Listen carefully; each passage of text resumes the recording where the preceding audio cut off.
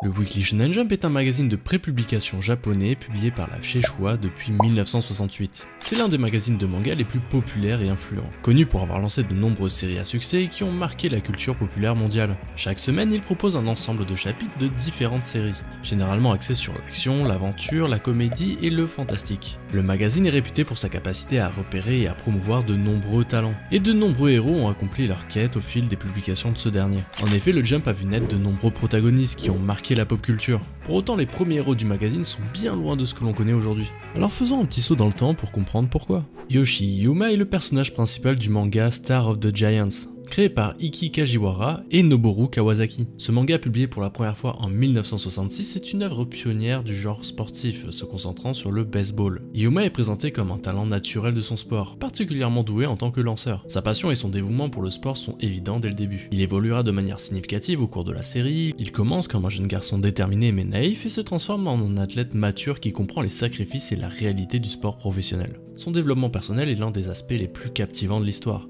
C'est une évolution courante dans le style shonen et de nombreux mangas reprendront cette architecture pour bâtir leurs personnages. On peut facilement dire que Star of the Giants a été l'un des premiers mangas à se concentrer exclusivement sur le sport, ouvrant la voie à de nombreuses séries à succès dans le Weekly Shonen Jump. C'est un manga qui est souvent vu comme la métaphore de la reconstruction du Japon, avec Yuma représentant la nouvelle génération prête à relever les défis pour atteindre des sommets inédits. Une exigence qui sera marquée par la dureté de son père, un ancien athlète frustré souhaitant vivre la réussite à travers son fils. Il projette ses aspirations inachevées sur Yuma, imposant des traitements rigoureux et souvent brutaux pour s'assurer que son fils atteigne les sommets qu'il n'a pas pu atteindre lui-même. Dans le manga Otoko Ippiki Daiki Daishu, Togawa est connu pour son comportement fougueux et son caractère indomptable. Il est toujours prêt à se battre pour ce en quoi il croit et ne recule jamais devant un défi. Son courage et sa détermination sont des traits dominants de sa personnalité. Il possède un fort sens de l'honneur et de la justice. Il se bat non seulement pour lui-même mais aussi pour ses amis et sa communauté. Il sera souvent impliqué dans des conflits où il doit défendre les plus faibles et affirmer ses principes face à l'injustice. Son charisme inspirera de nombreux personnages dans le futur, dont le plus évident est Jotaro Kujo de JoJo Bizarre Adventure, avec cette fameuse casquette et son col monté.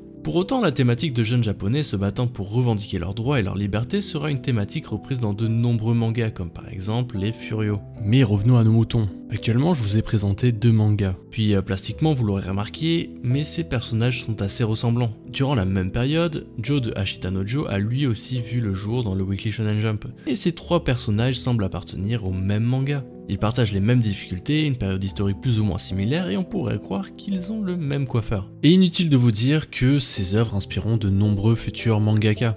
On pourra notamment retrouver quelques années plus tard dans le même magazine Roku Denashi Blues et son fameux Maeda. Charismatique et parfois un peu idiot, il possède un sens de l'honneur et du respect hors du commun. Élève en seconde, il se fait rapidement remarquer en frappant un professeur dès la rentrée des classes, simplement parce que l'uniforme des filles a changé cette année. Ouais, quel idiot.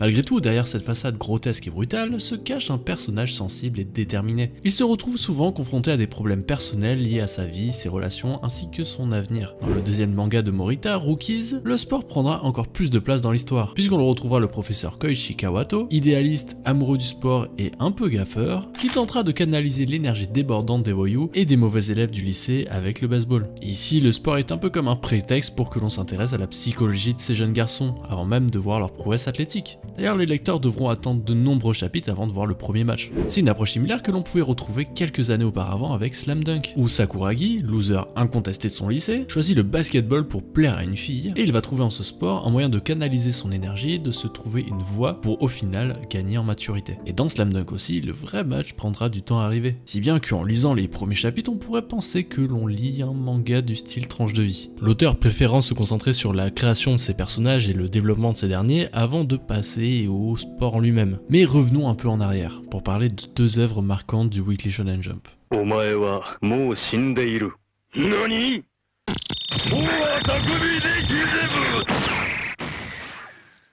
Kenshiro est le résultat de nombreuses inspirations. Les films d'action et de karaté des années 70 et 80 ont fortement influencé Hara, notamment avec les films de la Shaw Brothers, studio de production cinématographique hongkongais qui, de 1959 à 2011, a inondé les salles de cinéma de films de kung-fu et de sabre. Et évidemment que Bruce Lee sera une inspiration forte pour la création de Kenshiro, notamment de par sa maîtrise des arts martiaux. Mais comme de nombreux enfants japonais nés après les années 1960, Hara fut aussi biberonné par la pop culture américaine. En 2013, lors d'une interview, il déclarait encore que des réalisateurs comme Steven Spielberg ou George Lucas, ainsi que les filmographies de Stallone et de Schwarzenegger demeuraient parmi ses principales sources d'inspiration. Puis inutile de vous souligner que l'influence majeure de l'univers de Hokuto no Ken est le célèbre film du réalisateur George Miller, Mad Max. Toutes ces influences ont mené à la création d'un homme puissant, mais aussi un homme profondément compatissant et juste. Il utilise ses compétences pour protéger les innocents et combattre l'injustice dans un monde ravagé par le chaos. Son altruisme et sa volonté de protéger les faibles sont l'une de ses priorités. Valeur que l'on retrouvera quelques années plus tard chez le légendaire Jonathan Joestar. De loin, la ressemblance est évidente. On retrouve par exemple dans Jojo un dessin qui rappelle celui d'Ara, sans parler évidemment de ce penchant pour les gros bébés en cuir et à la mâchoire carrée. Les armations vont être aussi importantes dans ce manga, notamment avec l'arrivée de Zeppeli, le maître de l'onde,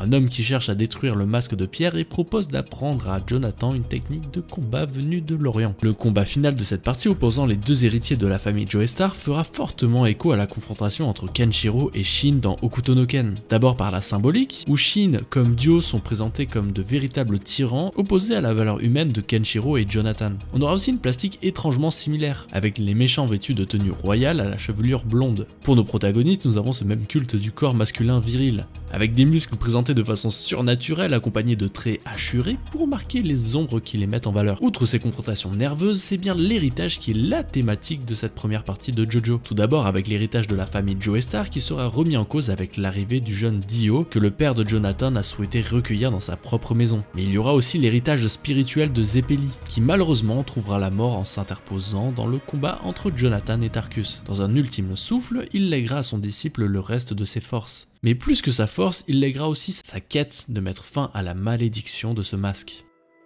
L'héritage. C'est un sujet commun à beaucoup de shonen neketsu. La volonté et les valeurs seront transmises au héros via une figure d'autorité. Dans Ashita no Jo, elle sera faite par le biais de son coach, Danpei Tang. Dans Hokuto no Ken, c'est Ryuken qui enseignera l'art du Hokuto Shinken à Kenshiro, alors que dans Jojo, ce sera par Zeppeli qui transmettra la maîtrise des ondes. Ces passations sont souvent liées à la progression du héros, qui à un moment de l'histoire doit évoluer pour surmonter l'adversité. Seulement parfois, l'héritage transcende le manga, et les volontés ainsi que les caractères des héros va se transmettre au-delà de son propre manga.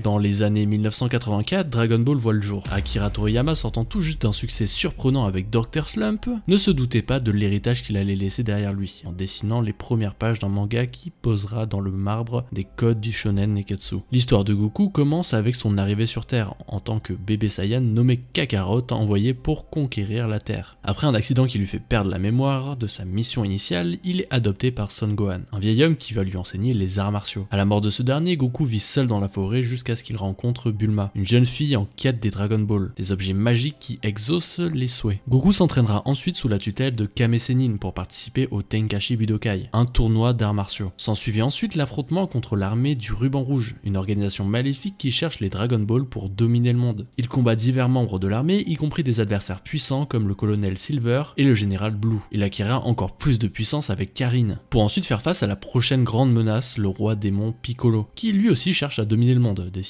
Goku s'entraîne ensuite avec Kami, le gardien de la Terre, pour se préparer au prochain Tenkaichi Budokai. Lors de ce tournoi, il affronte Piccolo Jr., la réincarnation de Piccolo Daimao. Il remportera la victoire après un combat intense, épargnant son adversaire pour lui donner une chance de rédemption. C'est pas pour rien que je vous résume l'histoire de Dragon Ball. C'est une histoire qui aura une influence capitale dans la suite du Weekly Shonen Jump. Tant d'œuvres reprendront des morceaux de Dragon Ball en fait. La simplicité mais aussi l'efficacité des arcs narratifs incluant des tournois. Les premiers ennemis devenant par la suite des amis à la suite de la confrontation physique et idéologique du héros. Les entraînements durs du protagoniste pour surmonter une épreuve que l'on pensait insurmontable au premier abord. Puis aussi un changement physique pour montrer une évolution de la force du protagoniste. Et oui, comme je vous l'ai dit, c'est tant de codes et de références graphiques que l'on retrouvera dans les plus gros hits du Weekly Shonen Jump ensuite. Par exemple, Dai et Gon hériteront de la coiffure excentrique de Goku, alors que Luffy et Naruto auront son même appétit en plus de sa candeur. Puis face au succès des tournois de Dragon Ball auprès des lecteurs, il sera pas rare de retrouver des arcs narratifs incluant ces derniers. Faut se le dire, c'est un prétexte ultra facile pour se faire affronter des personnages dans un univers, en plus d'être simple à comprendre pour le lecteur. Bah oui, puisque l'on comprend aisément que les premiers combats sont là pour nous présenter les personnages, nous montrer leur technique et nous faire comprendre leur motivation. Puis plus on avancera dans les tournois, plus on va s'attacher aux personnages jusqu'à arriver à la confrontation finale qui logiquement est censée être une confrontation épique entre les meilleurs des meilleurs. Mais si vous ne le saviez pas encore, l'introduction des tournois dans les mangas n'est pas toujours un choix fait par l'auteur. En effet, parce que les mangakas sont souvent influencés par les éditeurs pour prendre des décisions majeures, comme par exemple des noms de personnages ou encore pour introduire un arc narratif dans le but de plaire au public. On en reparlera tout à l'heure. Pour conclure, Yu Yu Hakusho de Togashi, son éditeur de l'époque, Torishima, a fortement suggéré d'implémenter un tournoi pour conclure le manga. C'est alors là que l'arc du Dark Tournament est né. Cependant, Togashi, peu intéressé par l'idée de conclure sa série par un tournoi, l'arc du Dark Tournament ne s'est pas fini comme on pourrait le prévoir. Et oui, Togashi, ce petit rebelle, n'en a fait qu'à sa tête. Et il a bien fait puisque les 2 mangas qu'il a publiés dans le magazine auront marqué les lecteurs. Tiens, en parlant de mangas qui ont marqué les lecteurs, je pense qu'il est temps d'en parler d'un en particulier. 1997. T'étais probablement même pas né durant cette période. Et il faut le savoir, c'est une année très spéciale pour le manga, puisqu'une œuvre légendaire va voir le jour. Un manga qui va surpasser son père spirituel, et surtout un manga traitant d'une thématique alors encore jamais vue dans le magazine, la piraterie. En effet, cette année sera marquée par les premières planches du manga One Piece, où l'on suivra Luffy, le futur roi des pirates. Luffy est le produit de nombreuses influences de protagonistes de shonen, dont la plus évidente est évidemment Goku. Premièrement, il va être élevé par un mentor et non par ses parents, archétype alors ancré dans les codes du shonen. Il sera aussi très candide et n'en loupera pas une pour faire l'idiot. Puis tout comme Goku, il aura un changement physique pour marquer l'évolution de sa force, les fameux Gears, dont le dernier en date, le Gears 5, où Luffy, en plus de certaines autres habilités, va voir sa chevelure se teindre d'une autre couleur, le blanc en l'occurrence. Ce qui n'est pas sans nous rappeler le Super Saiyajin de Goku. Mais bon, dans le fond, ces ressemblances ne sont pas étonnantes puisque l'on sait que les 2 personnages sont inspirés de la même légende. Sun Wukong, personnage célèbre du roman La Pérégrination vers l'Ouest, un classique de la littérature chinoise. Puis, en toute honnêteté, Luffy est le marqueur de cette nouvelle génération de protagonistes, et le sera encore bien longtemps. Il a marqué tant de lecteurs que si je vous demande de penser à un héros de shonen, il y a de fortes chances qu'il vous vienne à l'esprit en premier. Son rêve, celui de devenir le roi des pirates, est très clair et sera cité au début du manga. Tout comme Naruto qui souhaite devenir Hokage d'ailleurs. C'est des objectifs gigantesques posés par les personnages au moment de leur vie où ils sont absolument pitoyables. Quand Luffy part sur son bateau une place, personne, et je dis bien personne, parierait sur le fait qu'il accomplira ce que le légendaire Roger a accompli avant lui. Pour Naruto, lui, il est vu comme le rejeté du village. Alors comment il pourra devenir le chef de personnes qui le voient à la fois comme le nuisible et la plus grande menace du village? Mais en réalité, ses motivations seront le fil conducteur du manga. On verra comment ces protagonistes vont réussir à accomplir leurs rêves alors présentés comme impossibles au début. C'est aussi une excellente promesse au lecteur qui comprend qu'il a en face de lui un outsider, un perdant, qui deviendra sûrement le roi de demain. Et vous n'êtes pas sans savoir que les gens adorent les success stories. Et c'est pourquoi il y a un avant et un après One Piece. Les héros de Shonen Neketsu ont toujours une quête à accomplir. Retrouver un parent, venger un être cher ou trouver une relique. On est toujours sur un objectif louable. Plus tard, Fujimoto prendra à contre-pied cette norme en présentant Denji. Et pour ceux qui ont lu Chainsaw Man, vous savez à quel point son rêve est loin d'être admirable. Puisque lui, il souhaite juste tringler une fille. Ouais, pas plus. Alors évidemment, Chainsaw Man est plus complexe que ça, et derrière ce rêve se cache en réalité un gamin élevé dans la mort et la tristesse, et n'ayant jamais connu le moindre amour. Fujimoto ici se sert finalement de ses codes pour raconter son histoire. Ses choix artistiques me rappellent fortement Togashi et son pied de nez avec son fameux tournoi. Ses décisions sont d'autant plus courageuses quand on connaît le fonctionnement du Weekly Shonen Jump, et ses fameux votes de popularité. Puisque, au cas où vous ne le savez pas, un des éléments qui différencie ce magazine de ses concurrents, et qui, on peut le dire aussi, a participé à son succès, est que chaque magazine est accompagné d'un bulletin de popularité, un bulletin de vote que les lecteurs peuvent remplir pour indiquer le chapitre le plus marquant de la semaine. Par la suite, la Shueisha, l'éditeur, reçoit ces votes et établit un classement. Puis si ton manga se retrouve régulièrement en bas de ce classement, ton destin est malheureusement scellé. Tu seras écarté d'une jump, c'est ciao. Et tu rejoindras la liste beaucoup trop nombreuse de mangas terminés prématurément. Ce système de vote vicieux pousse donc les nouveaux auteurs à produire un chapitre étincelant pour se démarquer des mastodontes déjà bien installés dans les premières places. Mais malheureusement, ces classements poussent aussi les mangaka à prendre peu de risques en répétant des codes que les lecteurs connaissent pour ne pas les brusquer et perdre sa place durement acquis au sein du jump. Pour autant, prendre des risques, ça peut être bénéfique.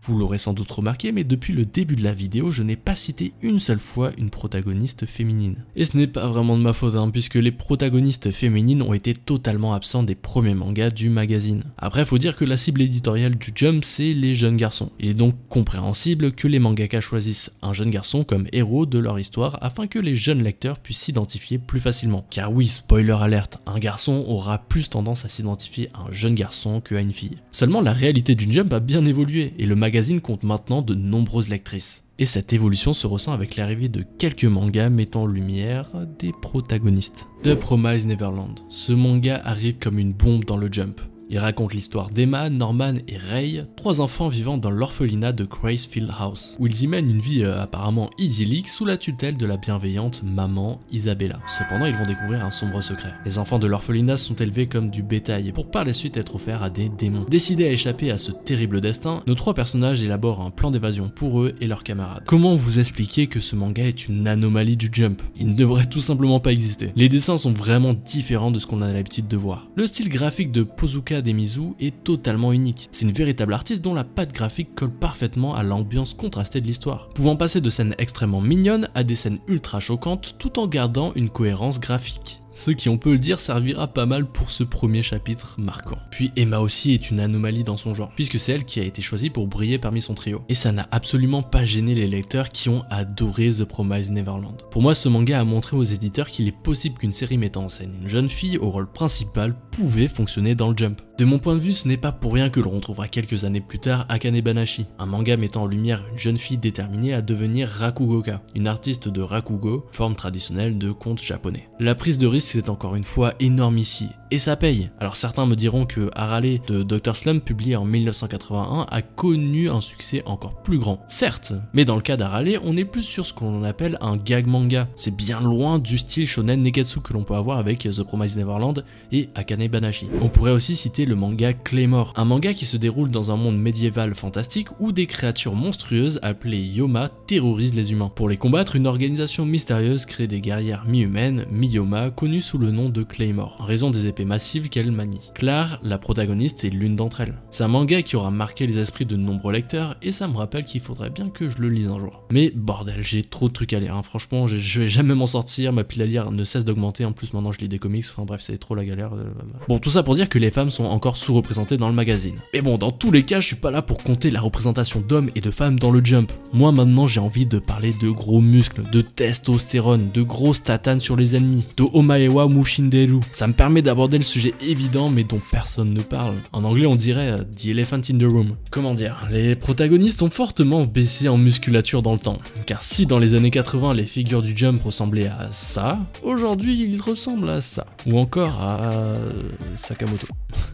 Ah oui, on peut dire que la baisse de testostérone est significative pour les héros du shonen du 21e siècle. Blague à part, en réalité on peut trouver plusieurs explications pour ça. La première étant que dans les années 80, les figures masculines idéales ressemblaient à Schwarzy, Stallone. C'était eux les vedettes de cinéma que l'on s'arrachait à Hollywood, et plus particulièrement dans les films d'action. L'idéal masculin ressemblait donc à un véritable Tchad, à la mâchoire carrée et aux biceps testant les limites des manches de leur t-shirt. C'est pourquoi on pourra retrouver cet archétype dans les mangas, dont les créateurs, je vous le rappelle, s'abreuvaient allègreusement d'œuvres américaines. Seulement aujourd'hui, les idéaux masculins ont évolué. J'ai juste à mettre en lumière le succès de Timothée Chalamet pour que vous compreniez que les mœurs ont changé dans le temps. Villeneuve, pour adapter Dune au cinéma, il avait en tête Timothée Chalamet pour incarner Paul Atreides, et rien d'autre. Pour propulser Uncharted sur le grand écran, c'est Tom Holland qui a été choisi. Alors vous pourrez toujours me citer des contre-exemples avec The Rock, mais est-ce que vous pouvez me citer un classique qu'il a fait? Un classique qui va perdurer dans le temps, hein. Personne? Ouais, voilà, merci. Bon, on s'écarte un peu, mais je voulais parler de ça pour tenter de comprendre comment on est passé de Kenshiro à Takakura. Oui, puisque Dandadan est un très bon exemple de cette évolution. Alors oui, ce n'est pas un manga du Jump, c'est un manga du Jump Plus, la version numérique du magazine, mais c'est ma vidéo. Je fais ce que je veux. Dandadan est un manga qui suit les aventures de Momo Ayase, une lycéenne qui croit aux fantômes, mais pas aux extraterrestres. Et de Takakura, camarade de classe qui croit aux extraterrestres, mais pas aux fantômes. Mais de toute façon, pas de jaloux, les deux existent en fait. Ce manga est un véritable hybride mêlant énormément de styles différents. On va explorer le folklore japonais en parlant de yokai, créatures surnaturelles ou esprits souvent dotés de pouvoirs magiques et représentant des phénomènes mystérieux ou des entités monstrueuses. Qui soit dit en passant n'est pas la première fois que l'on retrouve un manga du Jump traitant de ce sujet, puisqu'en 2008 déjà nous avions eu le droit à Nura, le seigneur des yokai. On aura aussi la science-fiction, avec des extraterrestres en tout genre, et des pratiques un peu plus que douteuses, hein. Ils sont bizarres eux. Puis aussi il y aura évidemment des kaiju, autre figure fondamentale du folklore japonais que l'on retrouvera aussi dans Kaiju No. 8, puis dans un tout autre genre on aura aussi du tranche de vie, puisque le manga alternera habilement entre scènes quotidiennes de la vie des protagonistes servant allègrement de prétexte pour développer les relations entre ces derniers. Ces scènes seront alternées fréquemment avec les scènes de baston, très rythmées et dessinées d'une main de maître par Yukinobu Tatsu. Puis parfois on pourrait le dire, on tendrait même vers le manga d'horreur. L'auteur ne cachant pas son amour pour les mangas de Junji Ito, je suis pas trop étonné là-dessus. Puis on peut parler maintenant de The Elephant in the Room. On a deux protagonistes principales, Ayase et Takura, qui nous donneront droit à des passages de comédie romantique. Tadadan est un véritable mélange des genres, le produit de plusieurs années de publication du magazine. C'est le manga qui représente le mieux l'esprit du Jump actuel. J'ai hâte de voir l'impact que son animé aura cette année, car on va pas se le cacher, mais l'anime d'un manga a un réel impact sur le succès de celui-ci. Puis en parlant de manga ayant connu un succès monstrueux suite à son animé, je pense que Demon Slayer est l'un des plus bels exemples. Rien qu'en France, se dire que la première édition de Panini nommée carrément les Rôdeurs de la Nuit a été un giga flop. Alors quand l'animé a débarqué et qu'il a rencontré un succès monstre, Panini ont été pris de court et ont dû réimprimer à l'appel les premiers tomes, en profitant de l'occasion pour changer le titre, pour que ça colle à l'animé en cours, pour pas confondre les gens dans le magasin. Enfin bref, si tu t'as vu Demon Slayer à ta télé, que tu vas en magasin, tu vois Rôdeurs de la Nuit, peut-être que tu fais pas le rapprochement. Surtout que les dessins aussi sont pas vraiment les mêmes. Bon, en tout cas, heureusement que vous avez changé ça, Panini. Bon, aujourd'hui, le tome 1 de Demon Slayer a été ajouté plus de 110 000 fois sur Manga Collect, tout comme un certain tome 1 de One Piece. C'est pour vous dire la hauteur du succès de Demon Slayer. La quête de Tanjiro a été suivie par des millions de personnes à travers le monde en fait. Et je vous avoue qu'il est difficile pour moi d'expliquer pourquoi. Parce que finalement l'histoire de Demon Slayer elle n'a rien d'original. Un jeune garçon va voir sa famille se faire décimer, sa sœur seule survivante du massacre a été transformée en démon et il va avoir pour objectif de faire en sorte qu'elle retrouve son humanité. Pour ce faire il devra confronter le grand méchant qui nous est présenté comme impossible à battre. Il va donc devoir apprendre le maniement de l'épée grâce à un sensei. Il tabassera ses premiers adversaires évoluant chaque fois grâce à de nouvelles techniques ou de nouveaux équipements. Bref, on est dans quelque chose de pas très novateur ici. Mais ce n'est pas totalement de la faute de la mangaka. Vous vous rappelez quand je vous parlais du bulletin de popularité tout à l'heure? Les limites de ce modèle sont présentes ici. Pour que les auteurs se démarquent rapidement dans un milieu extrêmement compétitif, qui ne laisse pas la place à l'erreur, je vous le rappelle, ils prennent des codes déjà établis pour ne pas perdre le lecteur. Un mangaka n'a absolument aucun intérêt de produire les premiers chapitres évasifs, qui posent une ambiance et dont les éléments perturbateurs arriveraient bien plus tard. Non, dans les conditions actuelles du Jump, l'auteur doit marquer les lecteurs dès les premiers chapitres. C'est pourquoi au final on voit les mêmes schémas se répéter au fil des années. Pourtant, est-ce que le vent commencerait pas à tourner? Puisque les lecteurs commencent à se plaindre de ce manque d'originalité. Puis en plus, les ventes du Jump et les séries qui y sont actuellement, c'est plus trop ça. Je vous dis qu'il y aura une réunion de crise à la fin de One Piece, parce que c'est pas mal grâce à ça que le magazine est toujours à fond en ce moment. Bon, en tout cas, ça c'est mon point de vue. D'ailleurs, sur ce sujet, on a eu un exemple récent avec Kagurabashi, où la terre entière a vanné le héros principal du manga jugé peu original. Et en effet, le personnage a un chara-design qui fait que l'on pourrait le placer dans absolument n'importe quel manga de sa génération. On pourrait le mettre dans Bleach, dans Naruto, dans Demon Slayer, dans One Piece, enfin bref, il se casse partout en fait. Mais pourtant Kagurabashi est un réel succès au Japon. Puis la session Van n'a fait au final qu'attirer plus de regards sur l'œuvre à l'international, ce qui finalement peut réconforter les choix éditoriaux du Jump. Le serpent qui se mord la queue. Je veux dire, je les comprends. Pourquoi prendre des risques alors qu'il suffit simplement de revisiter ce qui a été déjà fait pour avoir du succès? Le Jump a plus de 50 ans d'histoire. Les premiers mangaka de l'œuvre sont soit nés pendant la Deuxième Guerre mondiale, soit un peu après. Et les problématiques de l'époque ainsi que les mœurs ne sont pas du tout les mêmes qu'aujourd'hui. C'est pourquoi avant nous retrouvions plus de thématiques sur la reconstruction du Japon et sur le traumatisme de la bombe atomique. Et cela même en dehors du Jump, comme avec le légendaire Akira de Otomo. C'était une époque différente. Aujourd'hui les sujets traités sont un peu plus légers, car les enjeux sociétaux sont différents aussi. Nous avons vu que les figures masculines avaient bien changé aussi. Bien que je vous l'accorde, j'ai exagéré les traits pour les besoins de cette vidéo. Ma motivation ici était de montrer l'évolution des protagonistes dans le temps, montrer les inspirations de leurs créateurs ainsi que l'influence qu'ils ont laissé derrière eux. Car au final c'est dur à réaliser, mais si on supprime un personnage par-ci, un personnage par-là, si le manga a été d'une influence majeure bien sûr, le visage du Jump ne serait pas du tout le même. Le visage de l'industrie du manga tout entière ne serait pas la même. Je tiens aussi à mentionner que le physique du personnage m'importe peu au final. Je souhaite juste que le physique soit cohérent avec l'histoire et le développement du personnage, que ça raconte quelque chose quoi. Car en effet un personnage frêle et de petite taille aura parfois plus de choses à raconter qu'une grosse brute sanguinaire. D'ailleurs, étant jeune, mon premier manga c'était Naruto. Je me suis beaucoup attaché à cette œuvre. Je sais que ça se voit pas trop sur la chaîne, hein, mais je vous jure que c'est vrai. Cette œuvre m'a vite fait comprendre que la hauteur de tes rêves n'avait d'égal que le travail que tu devais abattre pour les accomplir. Plus tard, lors de ma découverte de One Piece, j'ai vu en Luffy un camarade loyal avec des ambitions nobles. Je sais pas pour vous, mais j'ai plus ou moins l'impression de retrouver les mêmes valeurs et ces mêmes sens de la justice chez tous les personnages du Jump. Comme si au final ils étaient tous les descendants d'une même famille.